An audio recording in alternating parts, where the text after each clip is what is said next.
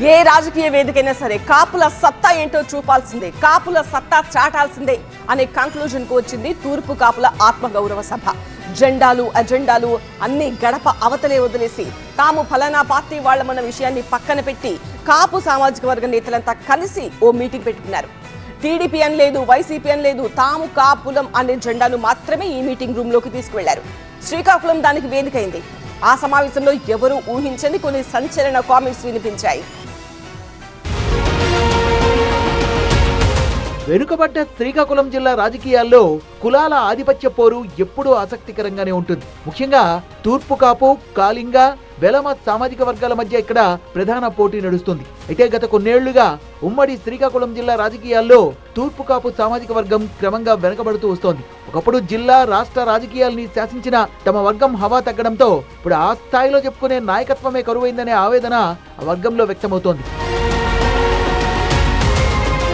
ఈ నేపథ్యంలోనే తమకు రాజకీయంగా అన్యాయం జరుగుతోందంటూ తూర్పు కాపులు గళం విప్పారు. శ్రీకాకుళంలో రాజకీయాలకు అతీతంగా తూర్పు కాపుల ఆత్మగౌరవ సమావేశం జరిగింది. సమావేశానికి పార్టీల జెండాలు పక్కన పెట్టి టీడీపీ, వైసీపీ, బీజేపీ ముఖ్య నేతలు ఒకే వేదికపైకి వచ్చారు. మీటింగ్ వచ్చిన మాజీ మంత్రి బొత్స సత్యనారాయణ సెన్సేషనల్ కామెంట్ చేశారు. తాను ఈ రోజు ఈ స్థాయిలో ఉన్నానంటే కారణం కాపు సామాజిక వర్గంలో పుట్టడమే అని చెప్పుకున్నారు.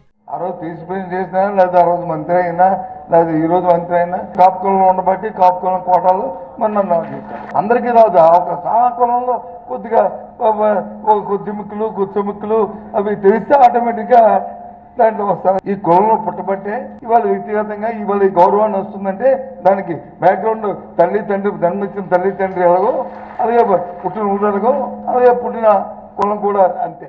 అటు టీడీపీ ఎమ్మెల్సీ వేపాడ చిరంజీవి దీనికి మించిన సంచలన వ్యాఖ్యలు చేశారు. కాపు సామాజిక వర్గం నుంచి అద్భుతమైన నిజాయితీ గల నాయకుడు పవన్ కళ్యాణ్ దొరికారంటూ మాట్లాడారు. కాపుల్లో ఐకమత్యం ఉందనే సంకేతం పార్టీ అధిష్టానాలకు వెళ్లాలని, కాపులతో పెట్టుకుంటే అధికారం రాదనే భయం పార్టీల్లో కలగాలంటూ చెప్పుకొచ్చారు. రాష్ట్రంలో అత్యంత ప్రతిష్టాత్మకంగా నడుస్తోన్న అమరావతి, పోలవరం ప్రాజెక్టుల నిర్మాణ బాధ్యతల్ని ఇద్దరు కాపు సామాజిక వర్గ మంత్రుల చేతుల్లో పెట్టారు. ఇది కాపు జాతికున్న నిజాయితీకి బ్రాండ్ అని కామెంట్ చేశారు. ఈ రోజు ఒక అద్భుతమైన నాయకుడు మనకు వచ్చారు.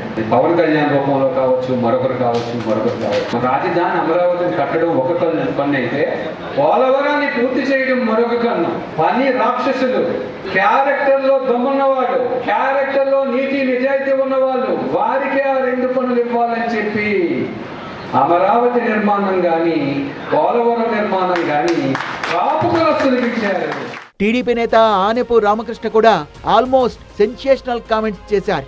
ఏపీలో ఒక్కసారి కాపు నేత సీఎం అయితే శాశ్వతంగా వారే ఉండిపోతారనే అక్కసుతోనే గతంలో 3 సార్లు సీఎం రేసులో ఉన్న బొత్స సత్యనారాయణ అడ్డుకున్నారని మాట్లాడారు. ముఖ్యమంత్రి పీఠానికి అడుగు దూరానికి వచ్చినటువంటి మన పెద్దలు గౌరవనీయులు శ్రీ బొత్స సత్యనారాయణ గారు సరే ముఖ్యమంత్రి అయిపోతారు, మన కాపు ఆంధ్రప్రదేశ్, ఉమ్మడి ఆంధ్రప్రదేశ్లో మళ్ళా ఊపిరి పీల్చుకుంటుంది అన్నటువంటి పరిస్థితుల్లో ఆయన్ని కూడా అన్ని విధాల అప్పుడున్న పరిస్థితుల్లో తొక్కేశారు. ఒక్కసారిగానే మనం పీఠాన్ని అధిష్ఠించాము అనంటే తరతరాలు మారిన ఇది కాపాంధ్రప్రదేశ్ అయిపోద్దేమో అనేటువంటి భయంతో మనల్ని అన్ని విషయాల్లో కూడా అనగదొక్కుతున్నటువంటి పరిస్థితులు ఈ రోజు. రాబోయే నియోజకవర్గాల పునర్విభజనలో అయినా తమకు జరుగుతోన్న ఈ అన్యాయాన్ని సరిచేయాలని తూర్పు కాపు సామాజిక వర్గం డిమాండ్ చేస్తోంది. ఇన్నాళ్ల మౌనం ఇక చాలు, ఇకపై సౌండ్ గట్టిగా రావాలంటూ స్పష్టమైన అల్టిమేటం ఇచ్చింది ఈ సమావేశం. తమకు దక్కాల్సిన సీట్లు వేరే సామాజిక వర్గాలకు కేటాయిస్తే